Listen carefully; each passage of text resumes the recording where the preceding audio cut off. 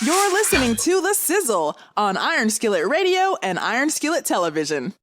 The NCAA Final Four is already set in place, Jay, and the most chalkiest of chalk is now on the playing field, now on the hardwood, is the best of the best. I mean, the bluest of the blue.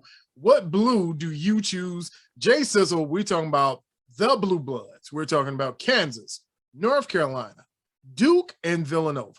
You're talking about all blue all the time.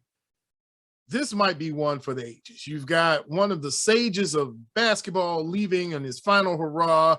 You've got a former player and champion.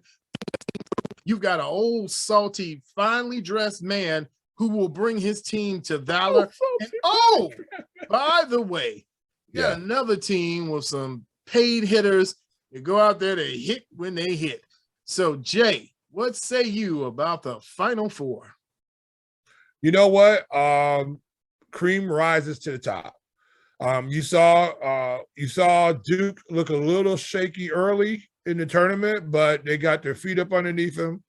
UNC was in control the entire time. There's a reason why those guys play at North Carolina and not at St. Peter's. We saw the difference in talent. You can have a hard hustle and muscle, but when you have talent that is motivated, they're not going to want to get embarrassed on their floor. You're going to find out real quick. You saw 3 or 4 guys off that North Carolina team that's probably going to play in the NBA. And they showed you why they're going to play in the NBA, because they just completely outclassed St. Peter's. Congratulations to them for their final run. Now, this is a pick 'em out here. I mean, I'm looking at Duke UNC. My heart says Duke, but UNC look good. I think Duke is the best overall team left right now. I just think they're the cream of the crop. I think Kansas, Villanova, that's going to be just a heck of a game. But I think Villanova is just not big enough to defeat Kansas. I just don't think they are. I think Kansas is just going to get after them because they're just bigger than them. And then I think you're going to see Kansas Duke in the final, and I think you're going to see Coach K walk away with a championship. I think it's been written. It's really eerie. It's creepy how this kind of came together. Now, Villanova's Justin Moore is set for an MRI, and that MRI came back, and when he went, now he will have to undergo surgery for a torn Achilles. Right, and that's bad. For Villanova, that's a devastating loss to lose one of their best guards on the team. But it also opens the door for Kansas to come in, as you said, with their length and size. Yep. Now, with Duke and North Carolina, there's size. It's size on size. Yeah. But you've got to see if North Carolina can make shots and if Duke can just maintain. Somehow, Jay, I feel this eerily, it shakes out weird for Coach K. I'm not a Coach K person, but this may be the hurrah that he rides off into the sunset. I think what happens now, I think the people always talk about, well, we're not going to look at the letters on the front of the jersey. But there's no way that you don't look at the letters on the front of the jersey when it is the Duke Blue Devils. And they're in the Final Four, and they're in the warm-up line. They bring history with them. They're one of the most historic college basketball teams ever assembled under Coach K for a long period of time. They've turned out really great teams. Now, have they turned out as many great pros out of Duke as you would think there would be? But a lot of solid ball players came out of Duke. It's almost like, Notre Dame football somehow or another. It's that majesty. They might not be winning championships, but there's something about the Golden Domers when they come to play. And there's something about when the Duke Blue Devils show up. They're known greater than any other team out there. Now, the one thing about Kansas is Kansas has been doing this a long time. They've been turning out really good ball players and top flight pros coming out of Kansas. And I think you're going to see a Kansas-Duke final, which is probably going to be one of the better games that we've seen, because I think you're just going to see hard scrapping, good coaching, guys who can make shots. And I think it's going to be one of these things. It's going to be worth the time spent watching it. sometimes you get these finals and it's like, oh well, it's okay. They get smoked early, and and then your nachos are all soggy, and it's no fun. But I think this game is going to be fun all the way through. I think it's going to live up to the hype. Now, if UNC can pull this off, you get a UNC Villanova, that's a nice matchup. So either one of these teams, it doesn't matter who gets into the final. I think it's going to be a good final regardless. Yeah, it's really a pick 'em, as you said. This is a what say you, who say you, what blue do you choose? And you've got a good, any way this goes.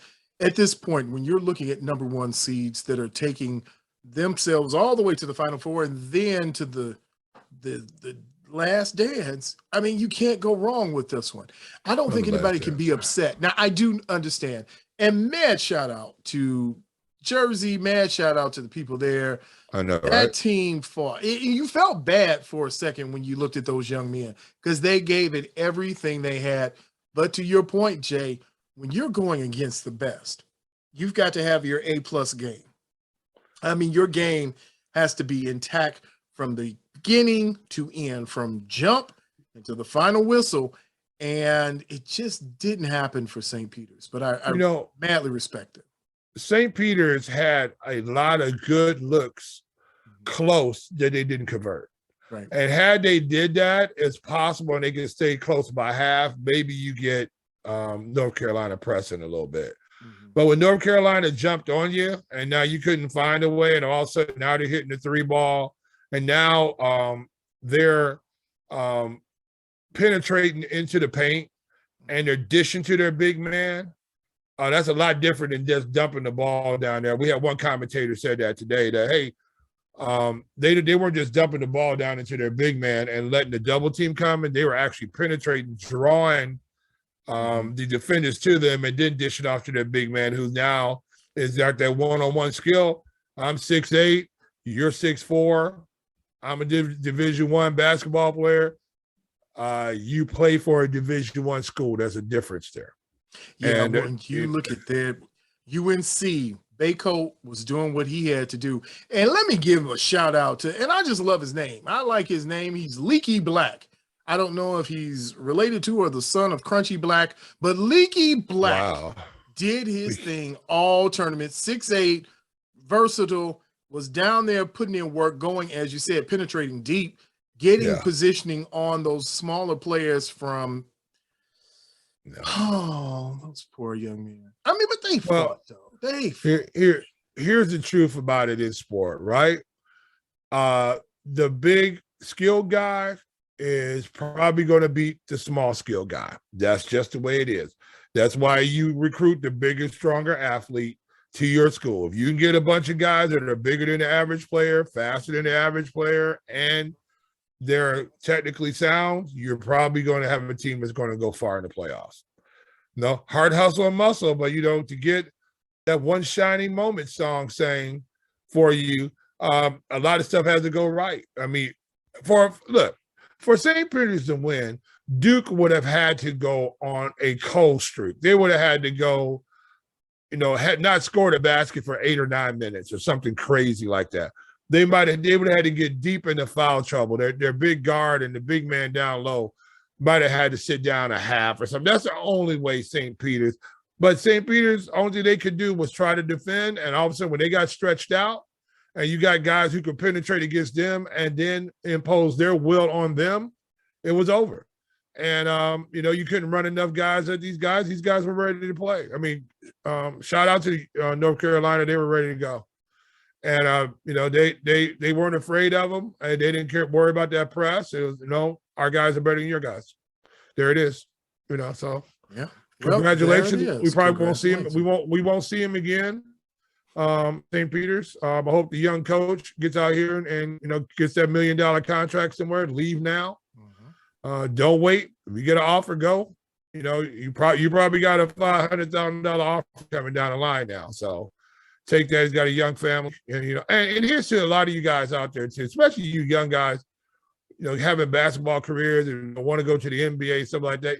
There's coaching jobs here, and that guy was making $100,000 a year at that small school, $100,000. I mean, what other job are you going to make? Are you going to take that's going to pay you $100,000? doing something that you love to do. And that's on the low scale of it. You know what I'm saying? Now he's going to go out, probably make $400,000 or $500,000, $600,000, maybe near $1 million. Somebody might give him $1 million a year to coach basketball. That's not a bad job. You know what I'm saying? So a lot of you guys looking to get to the NBA or whatever BA you're trying to go to, but there's other opportunities out here for you. So, take advantage of them all. Make sure that you follow us on Twitter, Facebook, and Instagram at Iron Skillet Sports. And remember to like, share, and subscribe to Iron Skillet Sports on YouTube at Iron Skillet Sports.